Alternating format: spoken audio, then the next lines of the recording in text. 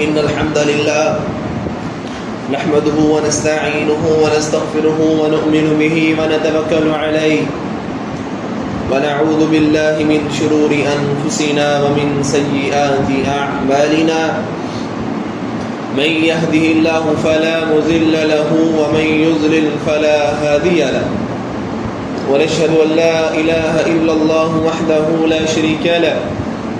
ونشهد أن سيدنا وسندنا ومولانا محمدا عبده ورسوله أما بعد فأعوذ بالله من الشيطان الرجيم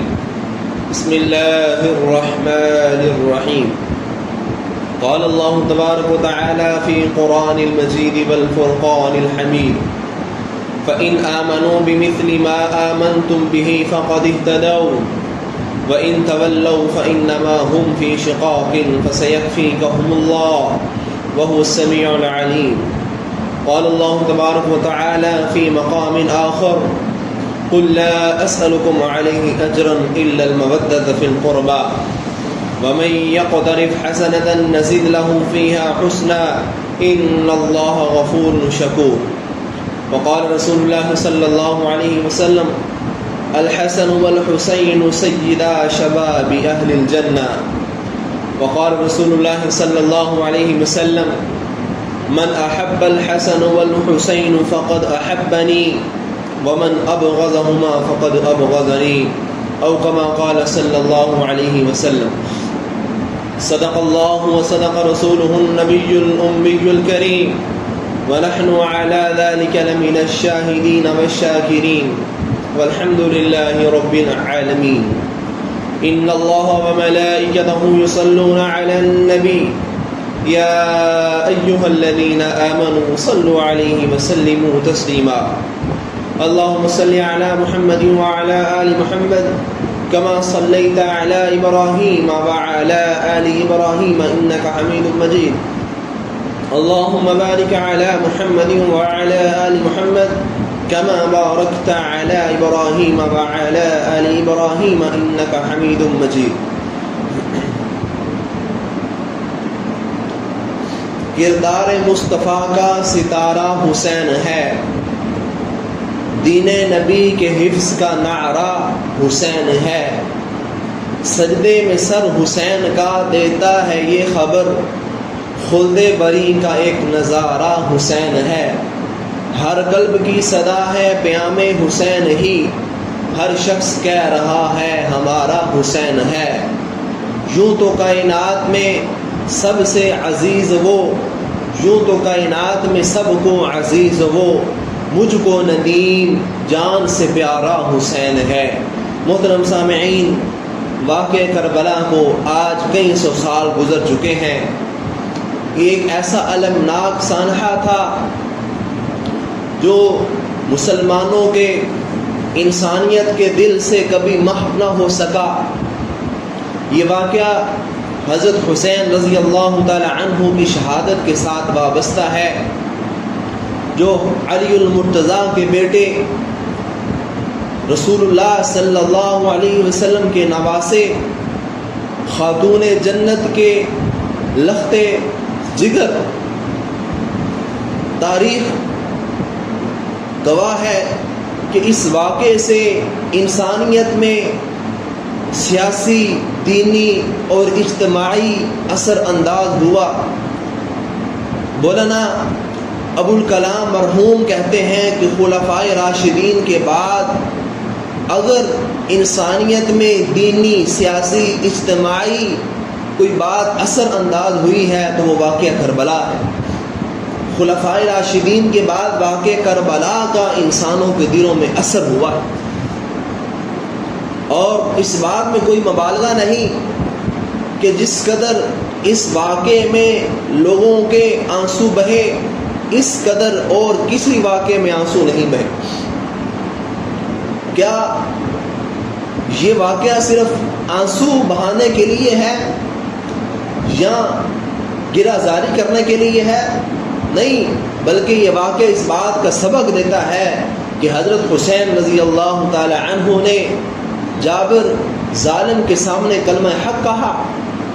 اور اپنے نانا کے فرمان حضرت محمد مصطفیٰ صلی اللہ علیہ وسلم کو یاد رکھا، جنہوں نے ارشاد فرمایا کہ جابر سلطان کے سامنے کلمہ حق کہنا یہ سب سے بڑا جہاد ہے۔ اسی دین کے لیے حضرت ذی وقار حضرت حسین رضی اللہ تعالی عنہ نے اپنے خاندان کو کٹوا دیا۔ خاموشی بھی اختیار کی جا سکتی تھی، کنارہ کشی بھی کی جا سکتی تھی، لیکن کیوں کرتے؟ جن کی تربیت کائنات کے دو جہان نے کی ہو، جن کے رہبر کائنات کے دو جہان ہو، وہ بھلا ایسا کیوں کر سکیں گے؟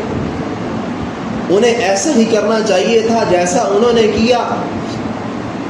حضرت ذی وقار امام عالی مقام نے رخصت کو چھوڑ کر عزیمت پر عمل کیا اور پوری امت کو اس بات کا درس دیا کہ اگر دین کے پودے کو تنا آور درخت بنانے کے لیے، دین کے پودے کو مضبوط بنانے کے لیے اگر پانی کی جگہ خون بھی دینا پڑے تو خون دینے سے بھی گریز نہیں کرنا چاہیے۔ حضرت ذی وقار آج کے ہم جمعہ خطبہ میں حضرت سیدنا مقام علی حسین رضی اللہ تعالی عنہ کے فضائل اور مناقب اور ان کی شہادت کا تذکرہ کریں گے۔ اللہ تعالیٰ سے دعا ہے کہ اللہ تعالیٰ مجھے حق سچ بیان کرنے کی اور آپ سب کو حق سچ سننے کی اللہ توفیق عطا فرمائے۔ گلشن دنیا کا گل حسین سے مہک اٹھنا۔ حضرت ذی وقار واقعہ کربلا واقعہ ہی ایک ایسا عجیب واقعہ ہے کہ جب سنتے سناتے ہیں تو درد ایک عجیب انداز سے وارد ہوتا ہے، اور یہ واقعہ حضرت امام حسین رضی اللہ تعالی عنہ کی شہادت کا ہے۔ دردناک تو ہے، لیکن جس قدر صبر کی تلقین اس واقعے سے ملتی ہے، اس قدر صبر کی تلقین اور کسی واقعے سے نہیں ملتی، اس کی مثال اور کہیں نہیں ملتی۔ محترم سامعین، حضرت حسین رضی اللہ تعالی عنہ کی ولادت ہجرت کے چوتھے سال 3 شعبان کو ہوئی۔ حضرت فاطمہ کے گھر میں ننھے دلارے کی خبر سن کر ہادی برحق صلی اللہ علیہ وسلم علی المرتضیٰ کے گھر تشریف لائے اور اپنے ننھے نواسے کو گود میں اٹھایا۔ دائیں کان پر اذان پڑھی، بائیں کان پر اقامت کہی، اور حضرت حسین کے اپنی زبان کو حسین کے منہ میں دیا۔ یوں نبیوں کے تاجدار کا لعاب دہن حضرت حسین کی گٹی بنا۔ حضرت ذی وقار امام حسین پیدائش کے 7ویں دن بعد امام حسین کا عقیقہ کیا گیا، اور سیدنا مقام علی حسین رضی اللہ تعالی عنہ کی پرورش ایسے نورانی ماحول میں ہوئی کہ جن کو سن کر ہی رشک آتا ہے۔ سنیے، خاتم الانبیاء، دو جہانوں کے سردار صلی اللہ علیہ وسلم، شیر خدا علی المرتضیٰ رضی اللہ تعالی عنہ، خاتون جنت جگر گوشہ رسول فاطمہ الزہرا رضی اللہ تعالی عنہا،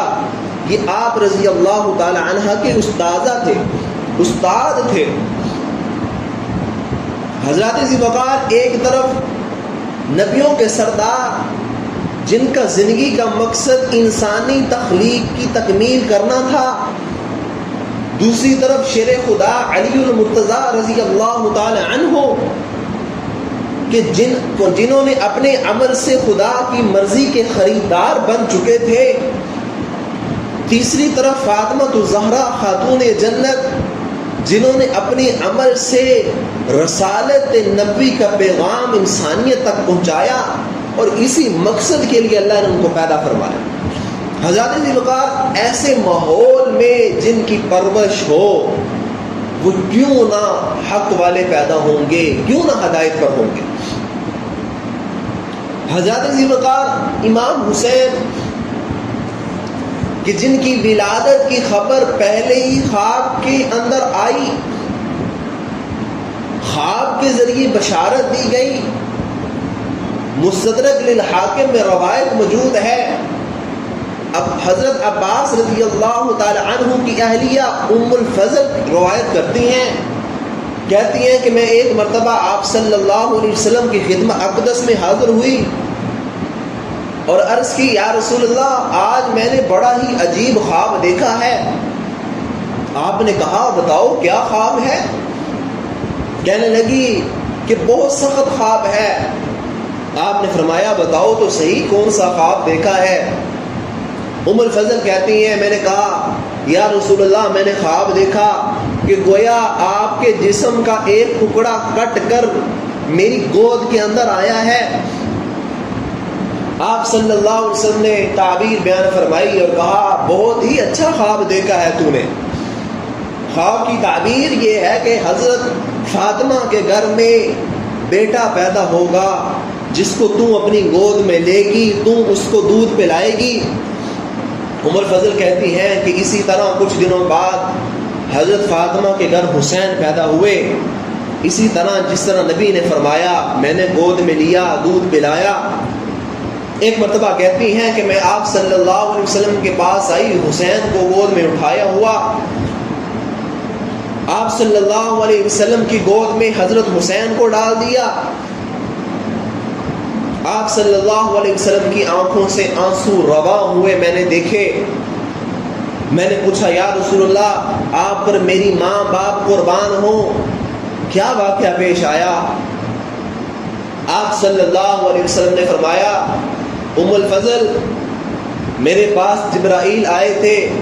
اور مجھے اس بات کی خبر دی کہ میری امت میرے اس بیٹے کو شہید کرے گی۔ ام الفضل کہتی ہیں کہ واقعی ایسی بات ہے؟ آپ صلی اللہ علیہ وسلم نے فرمایا ہاں ایسی ہی بات ہے، اور میرے پاس خون آلود سرخ مٹی بھی میرے پاس جبرائیل لائے ہیں، یہ نشانی کے طور پر لائے ہیں۔ میرے بھائیو یوں حضرت حسین کی خبر پہلے ہی خواب کے اندر سنائی دے گی، ولادت کی خبر پہلے ہی آ گئی۔ آپ صلی اللہ علیہ وسلم نے گٹی دی لعاب دہن سے، کان میں اذان کہی اور خود مقام عالی مقام حضرت حسین کا نام اپنی زبان مبارک سے رکھا۔ حضرت ذوالفقار حضرت حسن کا نام بھی خود رکھا، حضرت حسین کا نام بھی خود رکھا۔ علی اور مرتضیٰ کہتے ہیں کہ جب حسین حسن پیدا ہوئے تو ہم نے ان کا نام حرب رکھا۔ آپ صلی اللہ علیہ وسلم ہمارے گھر میں تشریف لائے اور کہا کہاں ہے میرا بیٹا، کیا نام رکھا؟ علی مرتضیٰ کہنے لگے کہ ہم نے کہا ہم نے حرب نام رکھا ہے۔ آپ نے فرمایا نہیں بل حسن، بلکہ اس کا نام حسن ہے۔ میرے بھائیو حسین جن کا حلیہ مبارک خود نام کی مانند ہی حسین اور جمیل تھے اور شکل مبارک کائنات کے سب سے خوبصورت انسان محمد مصطفیٰ صلی اللہ علیہ وسلم کے مشابہ ہیں۔ نبی صلی اللہ علیہ وسلم اور صحابہ کرام کے چاند کے تارے ہیں۔ نبی صلی اللہ علیہ وسلم نے محبت میں زبان نبوت سے الفاظ کہے، کیا فرمایا؟ من احب الحسن والحسین فقد احبنی، کہ جس شخص نے حضرت حسن اور حسین سے محبت کی فقد احبنی، یقیناً اس نے مجھ سے محبت کی۔ ومن ابغضہما فقد ابغضنی، اور جس نے ان سے بغض رکھا، جس نے ان کو ناراض کیا، اس نے مجھے ناراض کیا، اس نے مجھ سے بغض رکھا۔ حضرت ذوالفقار یوں حضرت حسین کے کان میں پہلا سبق توحید رسالت، اخلاق و آداب، اطاعت و عبادت کا پہلا درس نبی صلی اللہ علیہ وسلم کے اذان کی صورت میں خود ارشاد فرمایا۔ 7ویں دن بعد بالوں کو اتروایا اور جتنے بال تھے اس بقدر چاندی خیرات کی آپ صلی اللہ علیہ وسلم، اور اپنے ہاتھوں سے حضرت حسین کا عقیقہ فرمایا اور حضرت حسین کا ختنہ کروایا گیا۔ آپ انتہائی خوبصورت ذہانت اور ذکاوت آپ کے چہرے پر جھلکتی تھی، قوت و شجاعت کا پیکر اور غیر معمولی محبتوں کے مالک تھے، خوبیوں کے مالک تھے۔ حضرات